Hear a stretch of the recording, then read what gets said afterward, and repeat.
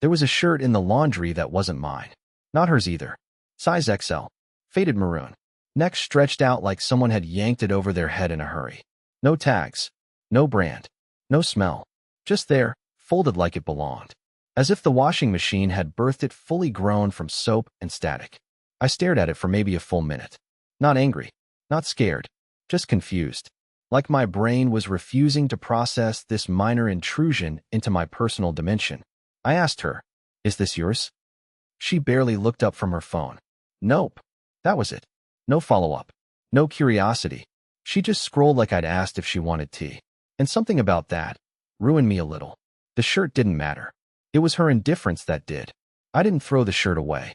I didn't leave it in the basket.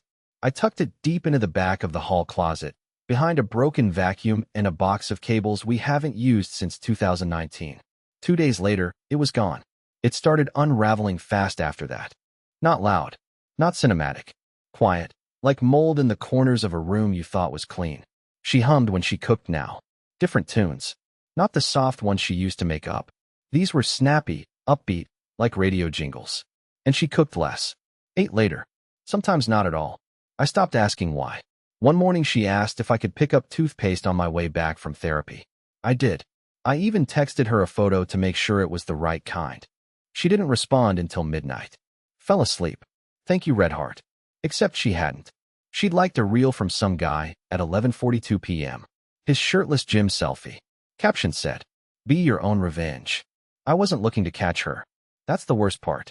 I was looking for reasons not to. Excuses to protect myself from the weight I knew was coming. But then she said it. That sentence. That twisted little slice of betrayal disguised as workplace politics. "You're overreacting." Milo didn't mean it like that. Milo. Of course. She defended him instead of me. Right there, in front of my sister, at our own table, in our own house. And something in my throat gave way. I said words I didn't know were sitting there. Words I've tried, and failed, to unsay every day since. But I'll get to that. Trust me. The next fracture didn't come from something she said. It came from something I couldn't find. There used to be this photo in our hallway, a candid Polaroid from a vacation 2 years ago. We'd gone to Asheville, rented a cabin with spotty cell service, drank wine on the porch, and pretended like the world didn't exist. She took that photo without telling me.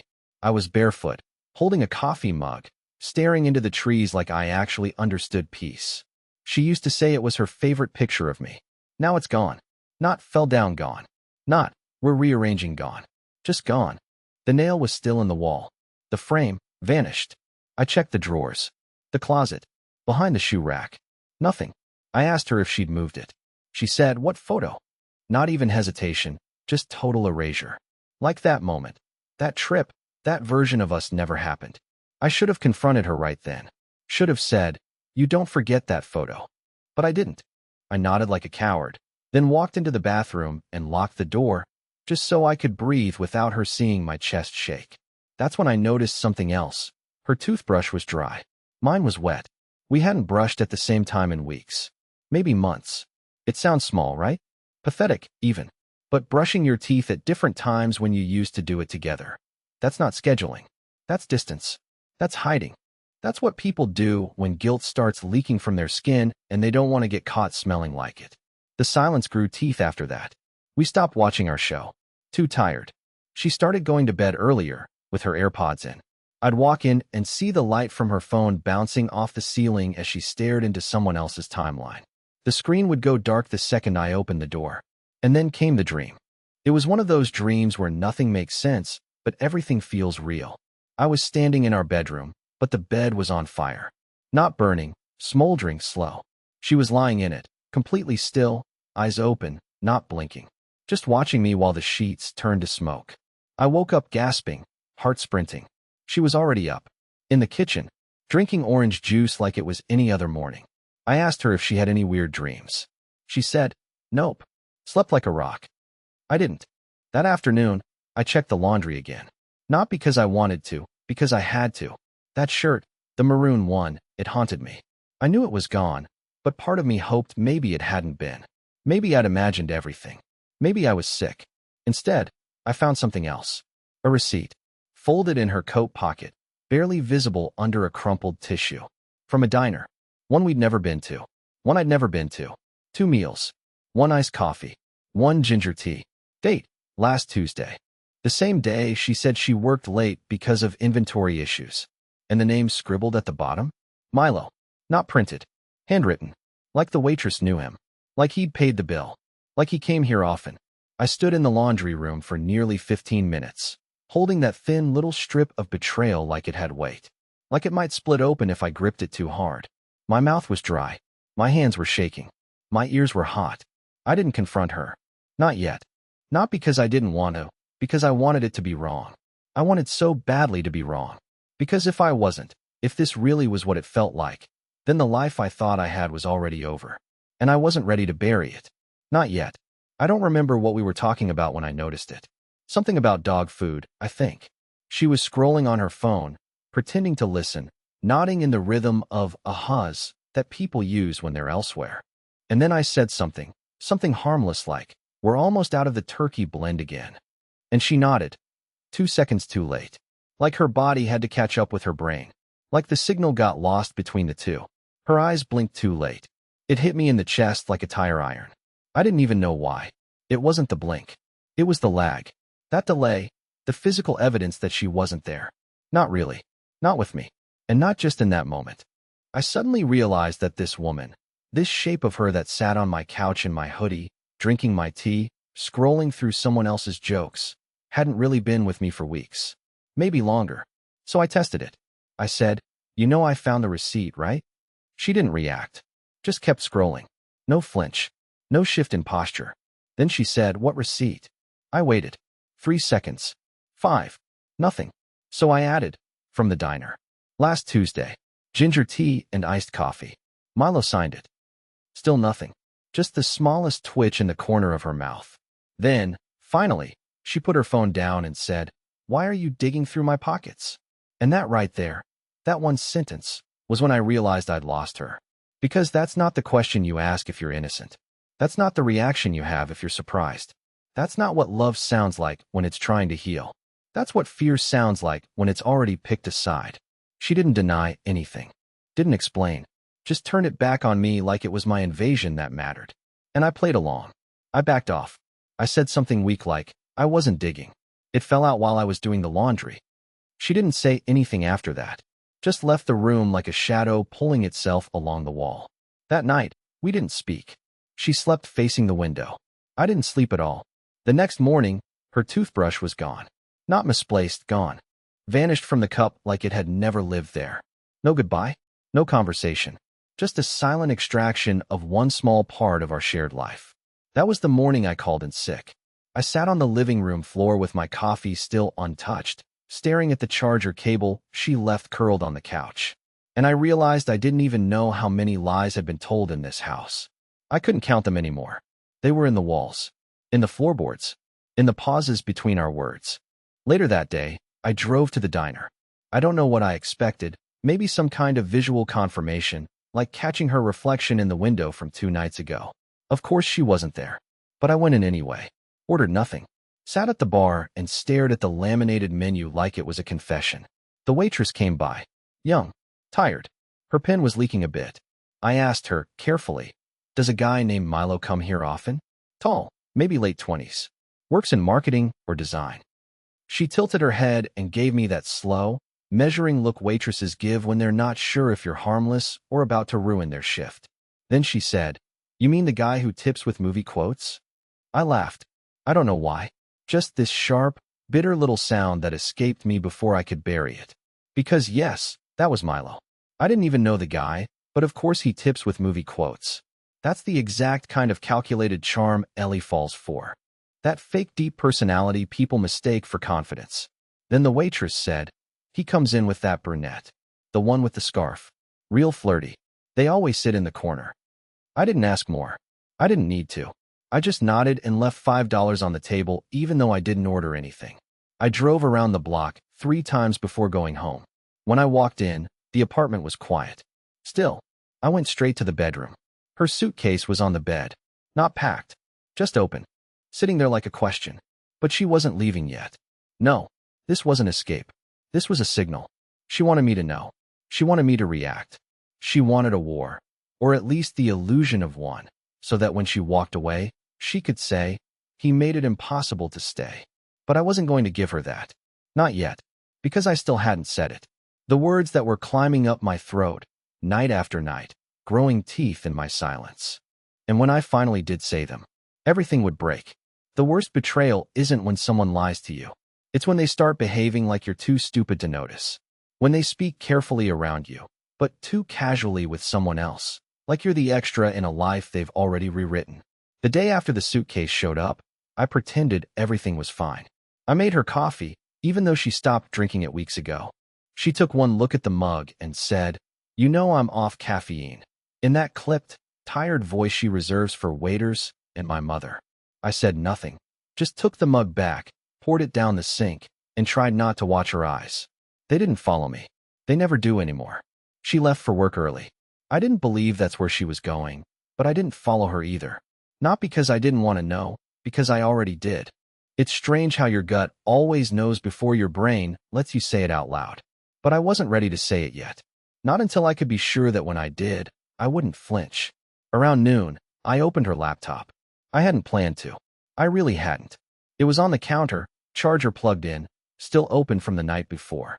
And the second I saw the corner of a chat window peeking out from behind a spreadsheet, I swear my pulse hit a different frequency. My hands shook. My mouth dried up. But I clicked. It was Slack. Her work channel.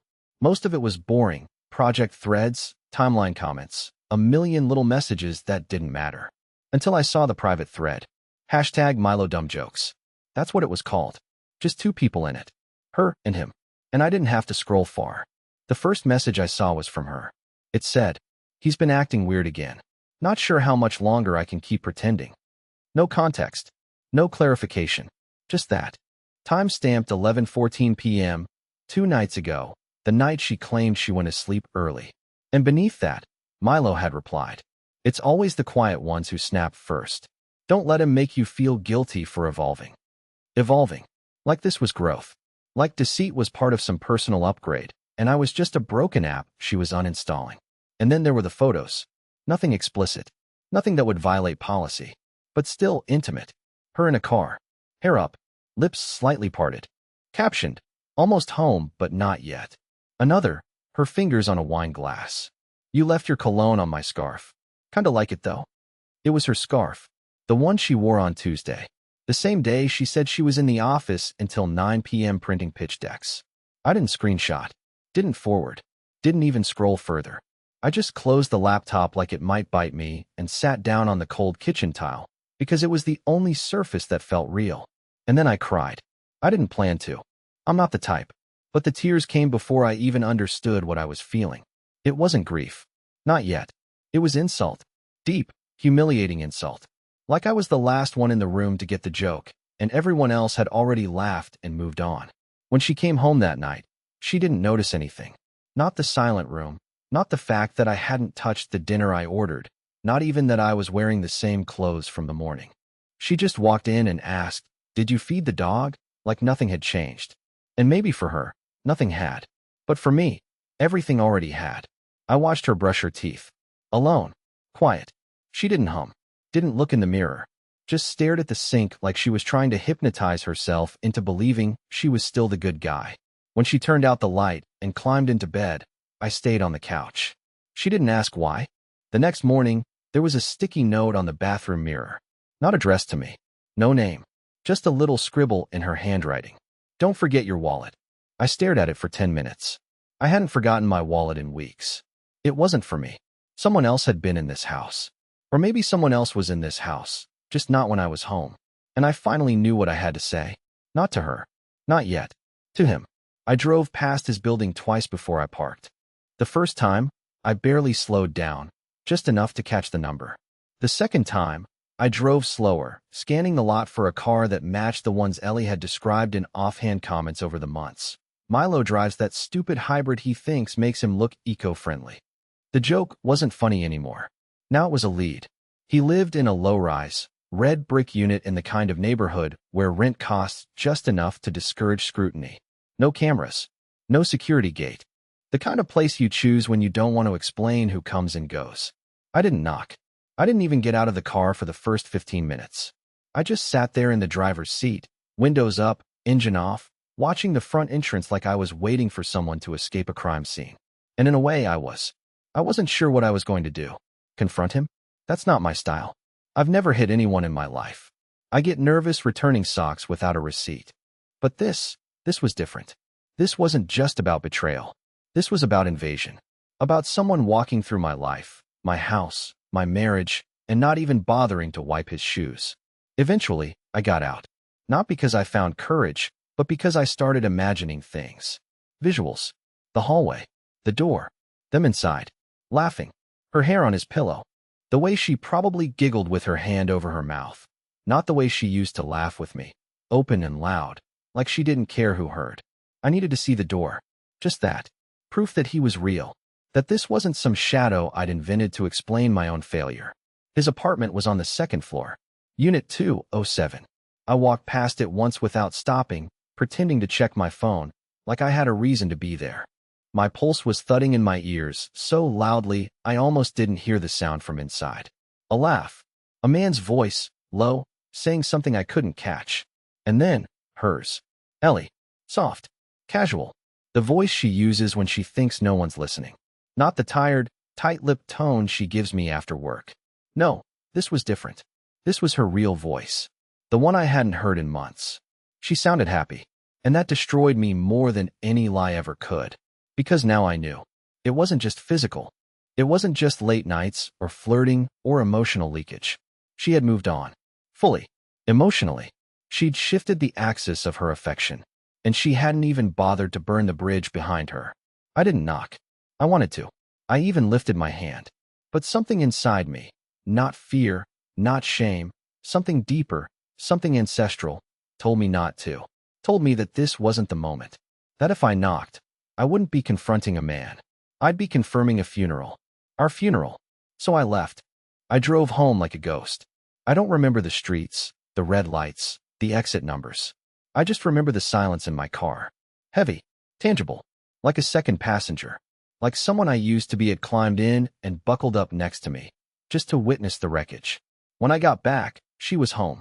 She was in the kitchen, barefoot, wearing the hoodie I'd thought she lost 2 months ago. My hoodie. The one she used to steal when she wanted to feel safe. She was humming, making tea. Like everything was normal. She looked up, smiled faintly, and said, "Hey, I was gonna text. You disappeared." I stared at her. Really stared. She was glowing. Not in a movie star way, but in that subtle, sickening way people do when they've put down a heavy lie and feel lighter because of it. And then she asked, so casually I almost didn't catch it, "Where'd you go?" I lied. I told her I went to get groceries. She smiled again and turned back to the kettle like she believed me. She didn't ask what I got. And that was the last lie between us that felt mutual. Because I had seen the door. I had heard the laugh. I had stood inches from the edge of something irreversible. And I wasn't backing away anymore. The next morning, I made her breakfast. Not out of kindness. Not out of routine. I did it like you'd lay flowers at a gravesite. More out of ritual than care. Scrambled eggs, toast, a little basil on the side like she used to like. I poured her orange juice even though I knew she'd say she wasn't thirsty. I even peeled the sticker off the apple, which she always said ruined the first bite. She walked into the kitchen wearing leggings and the t-shirt she sleeps in. Not mine this time. Something plain. Charcoal gray. No logo. And I wondered if it was his. Or if I was just projecting now, seeing ghosts in cotton. She looked at the food and blinked like it was a magic trick. Like it had appeared on the table by sleight of hand. "You didn't have to," she said, and sat down anyway. We ate in silence. I didn't press. Didn't ask where she'd really been last night.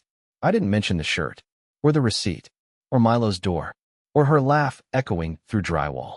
I let the weight of all that unspoken truth sit between us like a third presence. One that neither of us could ignore anymore. And then she asked, "Are you okay?" It wasn't even the question that made me clench my jaw. It was the way she asked it. Careful, measured, like she already knew the answer and was just checking to see how close I was to the edge. I looked at her and saw someone who was trying not to feel guilty. Someone rehearsing empathy like a script. "I'm fine," I said. That lie didn't hurt. Not anymore. What hurt was the flash of relief in her eyes when she believed it. Later that night, I opened our hallway closet to get the vacuum, and something fell from the top shelf. A shoebox. One of those plain, tin ones that used to hold her winter boots. Inside, a scarf. Lip balm. A small bottle of body spray she said she hated. A receipt for a hotel bar. A dried flower, probably from one of those pretentious cocktails he orders. And a note. A single post-it, folded in half. You make her disappear. I make her feel alive. That's all it said. It wasn't signed. It didn't have to be. I stood there, holding that note like it was an open wound, and I didn't even feel rage. Not anymore. Rage would have been a gift. Rage is simple. Rage burns out. This was something worse. This was clarity. Cold, surgical clarity. That box wasn't forgotten. It wasn't hidden well. It was left for me. Planted. Placed in a spot she knew I'd eventually reach. And I realized in that moment, this wasn't just infidelity. This was a countdown. She wanted me to be the one to leave. To break. To say the words that made her the victim. Because then she wouldn't have to be the villain. She could say, he became controlling. Or he couldn't let go. Or we drifted apart. She could tell her friends and her sister and whoever the hell Milo was pretending to be, that it just didn't work out. But I wasn't going to give her that. So I put everything back in the box. Exactly how I found it. Closed the lid. Returned it to the shelf like nothing happened. And I vacuumed the living room like a husband who didn't just find a love note written by someone who lives 6 miles away and smells like sandalwood and lies. When she got home later, she kissed my cheek. A soft, routine gesture. The kind that used to mean something before it became a placeholder for real affection. She didn't mention the closet, or the box, or the silence hanging between us like a curtain. I looked at her and said, I'm glad you're home. And that simple sentence, cracked her. Just a little. Her eyes flickered. Her mouth opened, then closed again. She hesitated by the hallway, like she'd forgotten what she was supposed to do next. Like she was waiting for a cue I wasn't giving her anymore. Because that's what silence does. It starves the performance. That night, I didn't sleep in the bed. I didn't sleep on the couch either. I sat in the armchair across from the window and watched the streetlight flicker every 7 seconds. I counted every one. By dawn, I knew what I had to do next. Not to end it, to own it. The morning after I found the note, I took my time. I didn't slam drawers. I didn't throw anything. I folded the blanket on the couch, washed the single glass in the sink, wiped down the kitchen counters even though they didn't need it. There's something spiritual about cleaning when you know destruction is coming. Like tidying a room before you tear down the walls. She came in halfway through me wiping the stovetop and asked if I wanted breakfast. That's when I knew she was nervous. She never offers to cook when she's calm. Cooking for her is control, the performance of care when the substance is already gone. I said yes. I even smiled. I let her fry the eggs. I let her pour the juice. I let her sit across from me at the table like nothing was wrong. I let her exist in that perfect little moment she had constructed. A scene where she could still pretend we were fine. I let her smile one more time. And then I started talking. Not accusing. Not confronting. I told her a story about a guy at work who got scammed. Not by a stranger. By someone he trusted. I said it so casually, watching her fork pause halfway to her mouth. I told her how the guy didn't even know he was being robbed until he checked the back-end logs. That the betrayal wasn't the worst part. It was the fact that everyone else saw it before he did. She blinked once. Twice. Then forced a laugh that didn't reach her eyes. That's awful, she said. People suck. I nodded, smiling just enough to let her feel like she was still the better actor. After breakfast, she left for work. Kissed my temple like a nurse checking a fever. Her keys jingled in her pocket as she walked out the door. And just like that, I was alone again. But it didn't feel empty this time. It felt strategic. I spent the next 3 hours making copies. Flash drives. Cloud backups. Printed screenshots. Photo files. Chat logs. I recorded voice memos of my thoughts. Time-stamped. Labeled. And encrypted. I wasn't planning revenge. I was documenting erosion. I wanted a record of every fracture, every dropped hint, every second she tried to rewrite history while I was still living it. Then I called someone I hadn't talked to in months. My sister. She always hated Ellie.